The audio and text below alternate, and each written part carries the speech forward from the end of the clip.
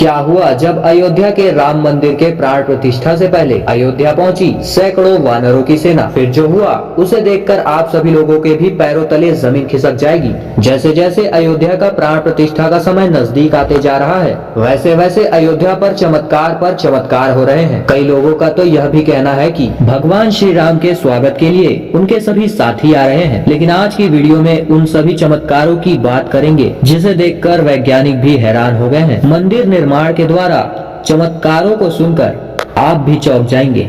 आप देख रहे हैं साई जीवन माला यूट्यूब चैनल पर नए हैं तो चैनल को सब्सक्राइब अवश्य करें और अगर आप सच्चे सनातनी हो तो कमेंट बॉक्स में जय श्री राम अवश्य लिखें। दोस्तों, भारत के इतिहास में 22 जनवरी 2024 का दिन सुनहरे अक्षरों में दर्ज किया जाएगा। यह पल सभी लोगों के लिए बहुत ही ज्यादा खास और ऐतिहासिक होने वाला है। सभी राम भक्त इस ऐतिहासिक पल के साक्षी बनेंगे। मीर बाकी के मस्जिद बनाने के 330 साल के बाद 1858 में बाबरी मस्जिद के परिसर में हवन पूजन करने के लिए FIR दर्ज किया गया। धीरे धीरे 1885 में पहली बार यह मामला अदालत में पहुंचा। धीरे धीरे बात इतनी बढ़ गई कि सन 1992 को गुस्साए लोगों ने बाबरी मस्जिद को तोड़ दिया। 134 साल की कानूनी लड़ाई चलने के बाद 9 नवंबर 2019 को उच्च न्यायालय के द्वारा राम मंदिर के फैसले से यह विवाद खत्म हुआ और इस फैसले से 140 करोड़ लोगों को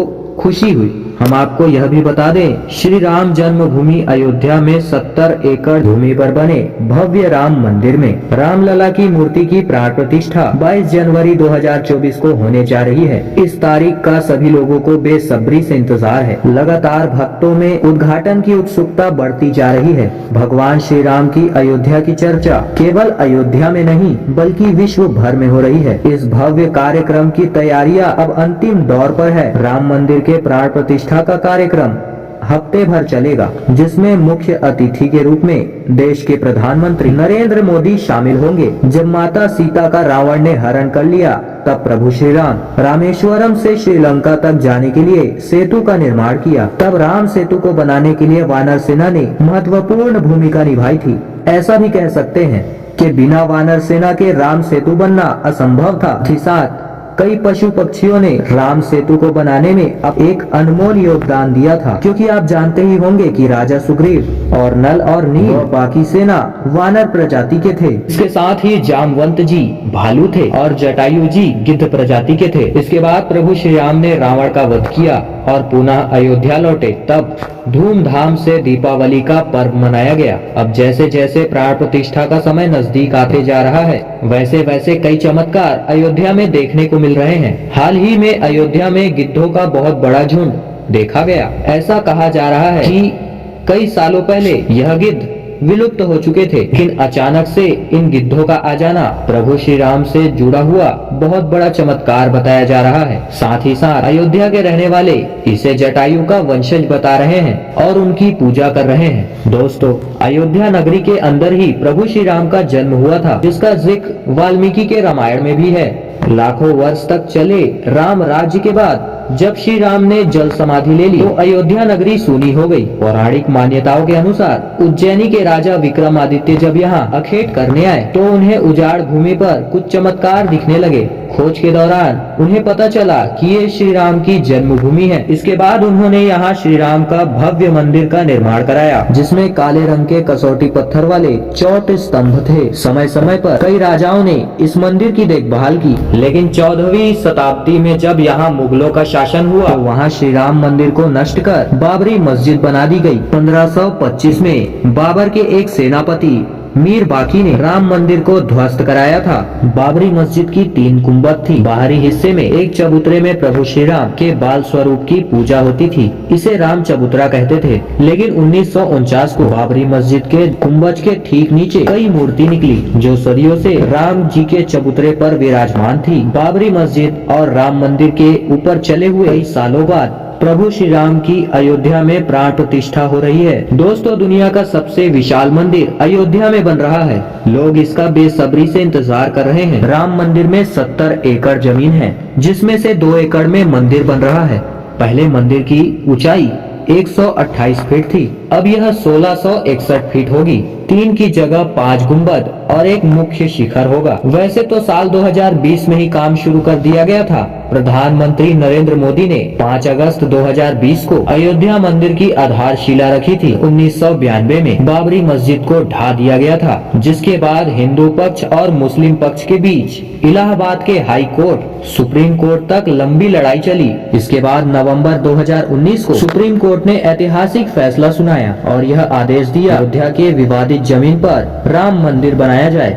इस फैसले में यह भी शामिल था केंद्र सरकार मस्जिद के निर्माण के लिए सुन्नी वक्फ बोर्ड को 5 एकड़ जमीन उपलब्ध कराए। अब एक सवाल यह भी उठता है कि प्रभु श्री राम की मूर्ति बनाने के लिए नेपाल से 2 बड़े पत्थरों को लाया गया था। इन पत्थरों को लाने के बाद आखिर क्यों उन पत्थरों से मूर्ति नहीं बनाई गई?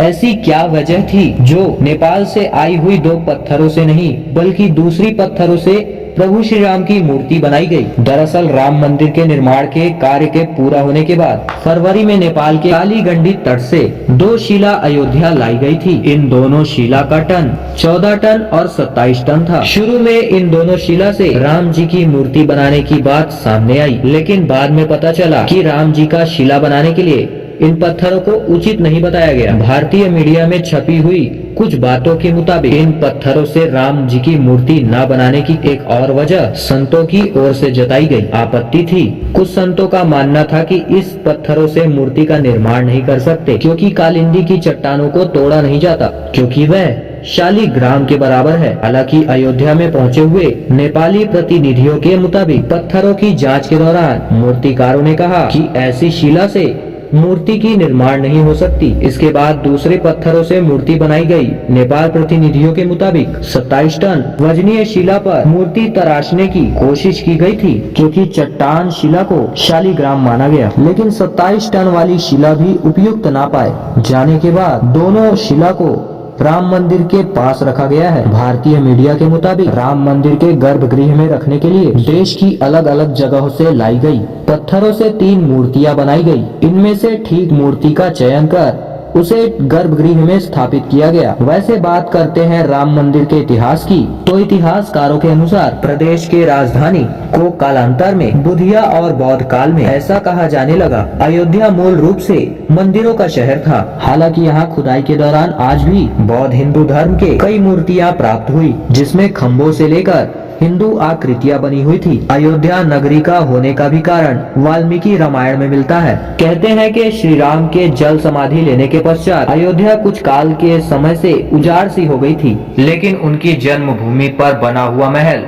वैसा का वैसा ही था। भगवान श्री राम के पुत्र कुश ने राजधानी अयोध्या का पुनः निर्माण कराया। इसके बाद सूर्यवंश के 44 पीढ़ियों तक महाराजा बिरबल तक चरम पर रहा। कौशल राजा बृहद्रथ के मृत्यु के बाद की मृत्यु अभिमन्यु के हाथ हुई थी। इनके मृत्यु के बाद अयोध्या उजड़ सी गई। अयोध्या का अस्तित्व फिर भी बना रहा। इसके बाद यह उल्लेख मिलता है कि ईसा के 100 वर्ष पूर्व उज्जैन के चक्रवर्ती सम्राट विक्रमादित्य ने एक दिन खेत करते करते अयोध्या पहुंच गए। वहीं आम वृक्ष के नीचे वह अपने सेना सहित आराम करने लगे। महाराज विक्रमादित्य को इस भूमि पर कुछ चमत्कार दिखने लगे। पास के साधु संतों से जानकारी के दौरान उन्हें पता चला कि यहाँ पर प्रभु श्री राम का मंदिर था और संतों के आदेश पर उन्होंने वहाँ पुनः राम मंदिर का निर्माण कराया। तो इसी प्रकार इस मंदिर के लिए कितना बार विवाद बढ़ता रहा, कितना बार ढांचा बहता रहा, कितना बार इस मंदिर का पुनः निर्माण हुआ और आज फिर से